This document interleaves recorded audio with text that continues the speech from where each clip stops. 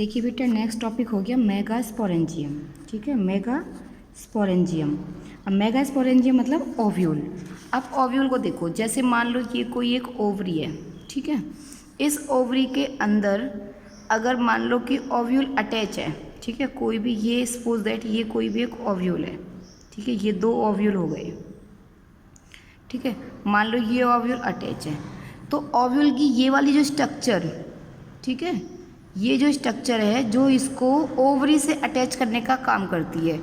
किससे? ओवरी से। तो इस स्ट्रक्चर को हम बोलते हैं फ्यूनिकल। क्या बोलेंगे इसको? फ्यूनिकल।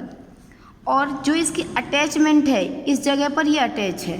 ठीक है, तो ये यानी इस जगह पर अटैच है, तो अटैचमेंट जो चीज़ जोड़ रही है वो तो हो गई फ्यूनिकल। ठीक है, और जो इसकी अटैचमेंट होती है उसे हम बोलते हैं प्लेसेंटा। ठीक है, उसे हम क्या बोलेंगे? प्लेसेंटा। इसके बाद इंटेगुमेंट। इंटेगुमेंट क्या है? देखो, जैसे कि ये एक ओव्यूल है। ठीक है, ये उसका फ्यूनिकल हो गया, ये उसकी अटैचमेंट हो गई। ठीक है, ये फ्यूनिकल हो गया, ये उसकी प्लेसेंटा हो गया, प्लेसेंटेशन, ये ओवरी के साथ अटैच है। तो ओव्यूल भी एक एक्स्ट्रा स्ट्रक्चर से इस तरीके से कवर होता है।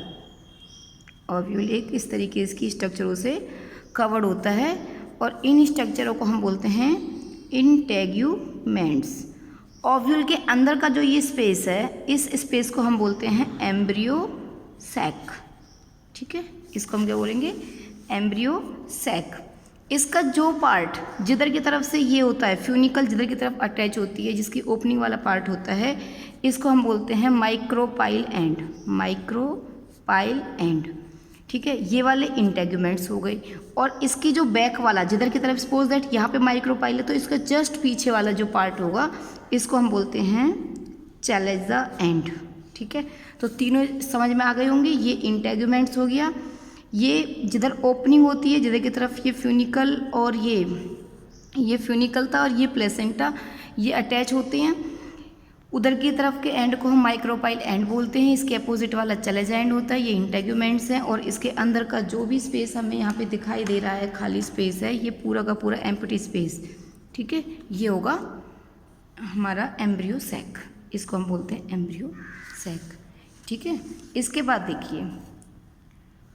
बाद देखिए कि जो इंटेगुमेंट्स मैंने अभी बताया, इंटेगुमेंट्स मास ऑफ सेल्स।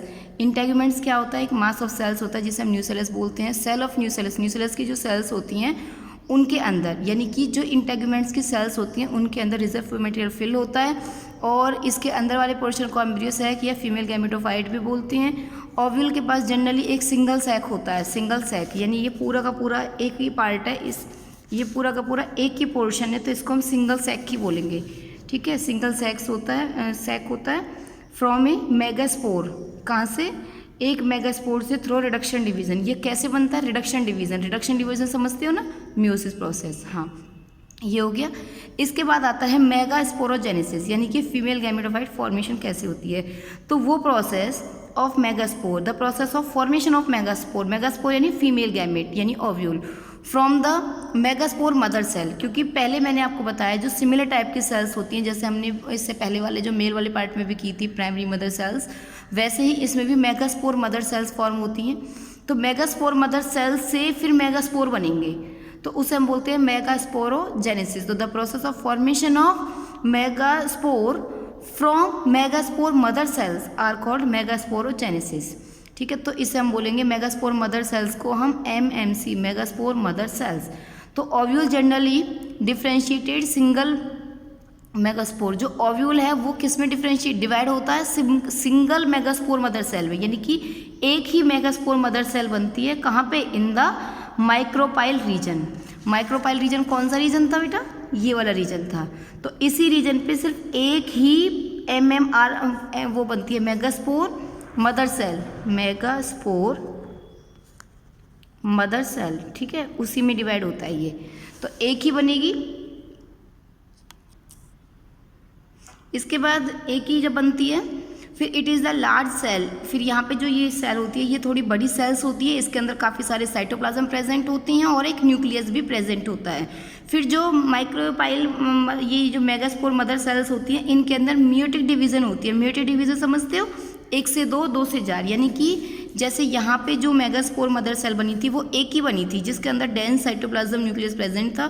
फिर उसके बाद इसमें माइटोटिक डिवीजन, यानी ये जब बनी है जब तो कौन सी डिवीजन हुई थी, मियोसिस डिवीजन, रिडक्शन डिवीजन हुई थी, ठीक है।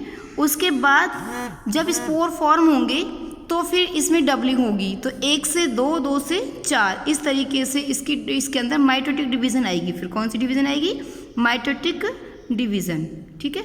यहाँ तक आपको क्लियर हो गया होगा मियोसिस और माइटोटिक डिवीजन। ओके बेटा, इसके बाद फीमेल गैमेटोफाइट को हम नेक्स्ट वीडियो में करेंगे।